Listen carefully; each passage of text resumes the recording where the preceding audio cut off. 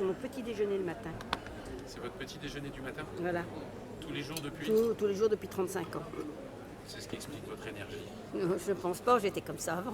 Ça m'entretient. Ça explique que vous gardiez cette énergie. Bonjour Scarlett, vous êtes Scarlett Lecor, vous êtes marin-pêcheur depuis plusieurs dizaines d'années, vous allez nous expliquer ça. Et vous êtes surtout algocultrice, reconnue dans le monde entier, on peut le dire. Aujourd'hui, vous êtes présente sur le salon Savim. Vous œuvrez en faveur des algues depuis plus de 30 ans, si je ne m'abuse, vous me corrigerez, pour voyager à travers le monde, pour expliquer ce que sont les algues et quels sont ses bienfaits au travers de son intégration dans notre nourriture quotidienne. Est-ce que vous pouvez nous en dire un petit peu plus ? Bonjour à tous les auditeurs. Donc, je m'appelle Scarlett Lecor, je suis patron pêcheur au Guilvinec seul en mer depuis 1983. Je récolte des algues depuis ma naissance, mes parents étant goémoniers. Et je cultive aussi des algues, donc une algue qui s'appelle la Wakame Lundaria pinnatifida depuis 1992 en pleine mer au Guilvinec, parce qu'elle n'existe pas chez nous. Et vu ses qualités nutritives, elle est quand même très intéressante aussi pour nous. Pardon de vous interrompre, elle existe au Japon, c'est ça essentiellement? Oui, c'est une algue originaire du Japon. Et la Bretagne se trouve sous le même parallèle que le Japon. Les scientifiques d'Ifremer avec ceux du Japon, on se sont dit, mais si on l'essayait chez nous, quoi. Donc on a commencé à Ouessant avec Ifremer. Et de Ouessant, après, on l'a donc divulgué un petit peu, tous les gens qui se sont mis dans les cultures d'algues. Donc on a fait dans différents sites en Bretagne. Parce que l'eau n'est pas trop chaude et la Wakame, elle a besoin d'une eau qui ne soit pas chaude. Et vous nous disiez pendant votre conférence que vous êtes établi à un endroit où l'eau est la plus pure quasiment d'Europe, au point tel d'ailleurs que c'est là qu'on vient pomper l'eau du sérum physiologique. Exactement. Donc la qualité de l'eau chez nous a fait que moi je tiens des algues qui font 2,50 m à 3 mètres de long sur 70 cm à 1 mètre de large. Ce qui est exceptionnel parce qu'au Japon, quand leurs algues font 1 mètre, ils sont contents. Parce qu'ils ont plein d'autres problèmes qui sont liés, mais en sachant qu'en même temps, ces algues, l'environnement dans lequel nous on les fait évoluer fait que c'est merveilleux, quoi, merveilleux.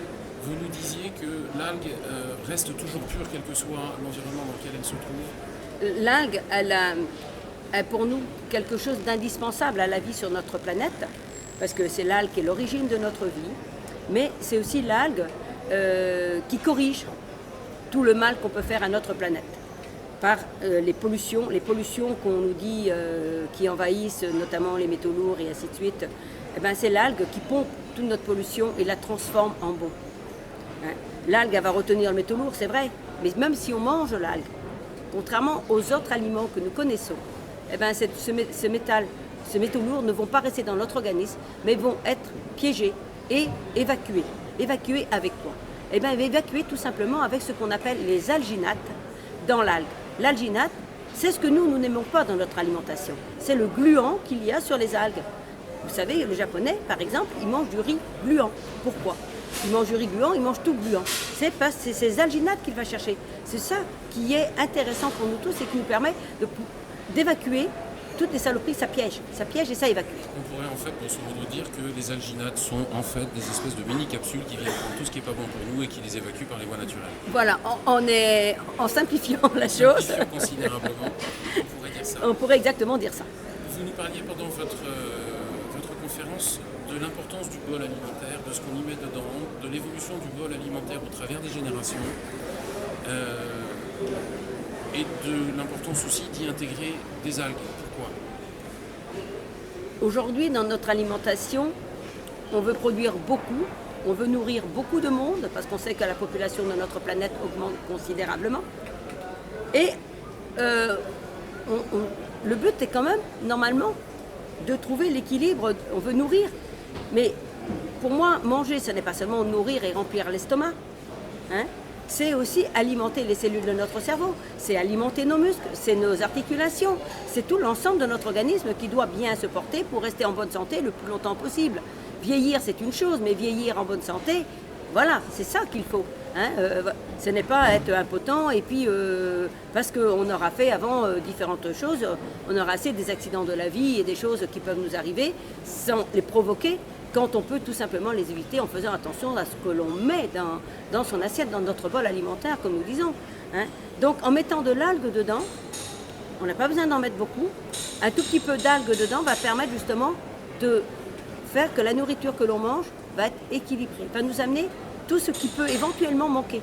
Si on n'en a pas besoin, si le bol alimentaire est complet, eh ben, l'algue elle va être là, mais elle va être un exhausteur de saveur simplement. Mais si on a une carence de quelque chose, elle va compléter ce qu'il manque dans ce bol alimentaire que nous mangeons. En fonction du choix de l'algue que l'on fait, bien évidemment, et qu'on décide d'introduire. Oui, en fonction du choix de l'algue, en sachant que les algues ont quand même toutes les propriétés, mais en plus ou moins forte dose. Quoi. Il y a une qui va dominer dans le calcium, il y a une autre qui va dominer dans le magnésium, il y a une autre qui va dominer avec des acides aminés, il y a une autre... Bon, mais elles ont toutes quelque chose qui permet, mais elles contiennent toutes aussi tout ça. C'est l'origine de notre vie, il ne faut pas l'oublier. Hein. Donc, comme c'est l'origine de notre vie, eh ben, c'est ce qui nous constitue. Là, vous disiez d'ailleurs que le jour où il n'y aura plus d'algues, il faudra s'inquiéter.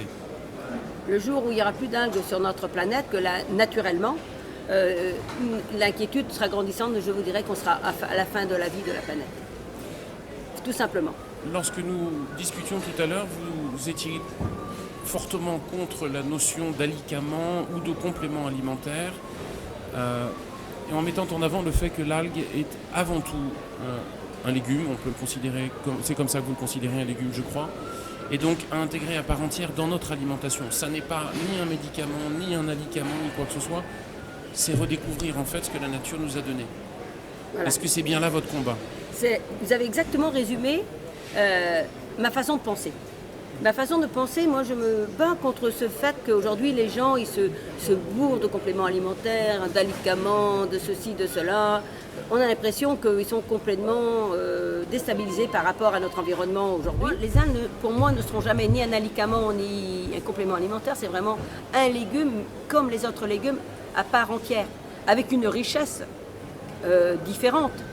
Hein, parce qu'elle amène tout, c'est l'origine de notre vie, donc elle amène plein de choses dans notre alimentation. Mais gustativement, c'est quelque chose d'extraordinaire. Donc, ça n'est pas le goût du poisson non plus.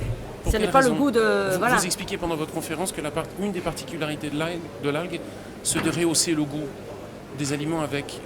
Voilà, ouais, ça sublime les produits.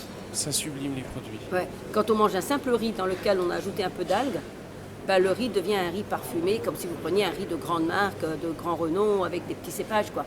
Le simple riz tout basique devient quelque chose de merveilleux. Vous parliez même d'une viande d'ailleurs qui pouvait ne pas avoir forcément de goût, mais... Voilà, que ce soit sur la viande, le poisson, les légumes, les produits transformés, ça y est, on mange quelque chose. L'algue, pour moi, dans l'alimentation, quand on l'utilise, parce qu'au départ, je conseille aux gens de l'intégrer progressivement parce que ça n'est pas dans leurs habitudes alimentaires. Donc on va l'utiliser au départ comme du persil, comme des herbes de Provence. Hein, on va prendre des algues sèches, on va faire doucement. Je ne veux pas brusquer, ni changer les habitudes. On ne va pas changer nos habitudes alimentaires. Ni vous, ni moi, ni personne. On est trop habitués déjà à notre alimentation. Donc il faut l'intégrer doucement dans ce que nous connaissons. Et à partir de là, on obtient des choses extraordinaires. Parce que gustativement, ça va tellement plaire. Au visuel, on va familiariser les enfants, le mari, on va familiariser l'ensemble de la tablée autour.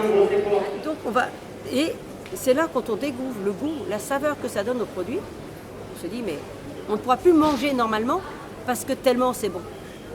D'accord. Voilà.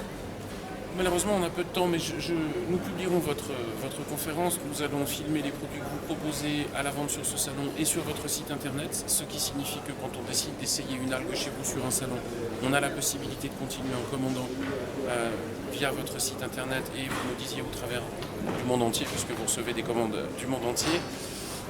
Donc c'est un combat d'une vie qui a pour objectif de remettre au service de la santé des gens quelque chose qui existe depuis très très longtemps et d'aller vers la simplicité plutôt que d'aller vers quelque chose de très compliqué en contournant l'industrialisation de notre bol alimentaire. Voilà, c'est exactement ça. On a tout dit. On a tout dit. On a résumé, mais on a tout dit. Voilà, on pourrait parler des heures parce que vous êtes une femme tout à fait étonnante. Nous mettrons cela sur le site internet. En tout cas, merci du temps que vous nous avez accordé. et à très très bientôt et très bonne continuation. Merci.